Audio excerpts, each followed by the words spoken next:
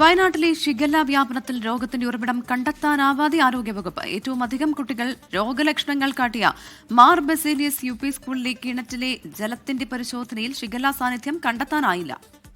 ജില്ലയിൽ കിണറുകളുടെ ക്ലോറിനേഷൻ നടപടികൾ പുരോഗമിക്കുകയാണ്. കാളിദാസൻ ദേവദത്തം വയനാട്ടിൽ നിന്ന് വിവരങ്ങളുമായി. Good morning Kalidasan. എന്തൊക്കെ നടപടികളാണ് ഇപ്പോൾ അവിടെ ജില്ലയിൽ സ്വീകരിക്കുന്നത് പ്രതിരോധത്തിന്റെ ഭാഗമായി?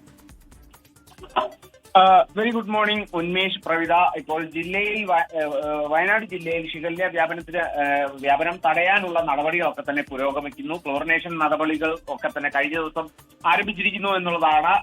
കൂടുതൽ സ്കൂളുകളുടെയൊക്കെ തന്നെ കിണറുകളൊക്കെ തന്നെ പരിശോധിക്കുമെന്നുള്ള വിവരങ്ങൾ കൂടിയാണ് ആരോഗ്യവകുപ്പിൽ നിന്നും ലഭിക്കുന്നത്. കഴിഞ്ഞ ദിവസം ഏറ്റവും അധികം കുട്ടികൾ രോഗലക്ഷണങ്ങൾ കാട്ടിയ മാർ ബസേലിയോസ് AUP സ്കൂളിലെ കിണറിലെ വെള്ളത്തിന്റെ പരിശോധനാ ഫലം പുറത്തു വന്നെങ്കിലും ആദ്യഘട്ടത്തിൽ പ്രാഥമിക നിഗമനം ആ വെള്ളത്തിൽ നിന്നാണ് ഷിഗല്ല വ്യാപനം എന്നായിരുന്നുവെങ്കിലും വെള്ളത്തിൽ നിന്നും പരിശോധനയുടെ ഫലമായി ഷിഗല്ലയുടെ സാന്നിധ്യം കണ്ടെത്താനായിട്ടില്ല. അതുകൊണ്ട് തന്നെ ഉറവിടം എവിടെ നിന്നാണ് എന്നുള്ളതാണ് ഏറ്റവും അധികം ആശങ്കയുണ്ടാക്കുന്നത്. അതുകൊണ്ട് തന്നെ കൂടുതൽ കിണറുകളിലേക്കും ഇത്തരത്തിലുള്ള സ്രോതസ്സുകളിലൊക്കെ തന്നെ പരിശോധനാ ഫലം എടുക്കും എന്നുള്ളത് കൂടിയാണ്. നിലവിൽ 44 പേരാണ് രോഗലക്ഷണങ്ങളോടെ ചികിത്സയിലുള്ളത്. 8 പേർക്കാണ് രോഗം സ്ഥിരീകരിച്ചത്.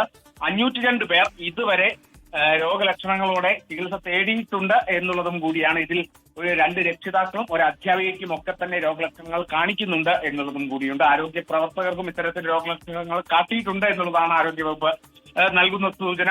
ഊർജിതമായി ഷിഗല്ല വ്യാപനം ജില്ലയിൽ തടയാനുള്ള പ്രവർത്തനങ്ങൾ തുടരുകയാണ്. ശരി, കാളിദാസൻ ദേവദത്തമാണ് വിവരങ്ങൾ വയനാട്ടിൽ നിന്ന് നൽകിയത്.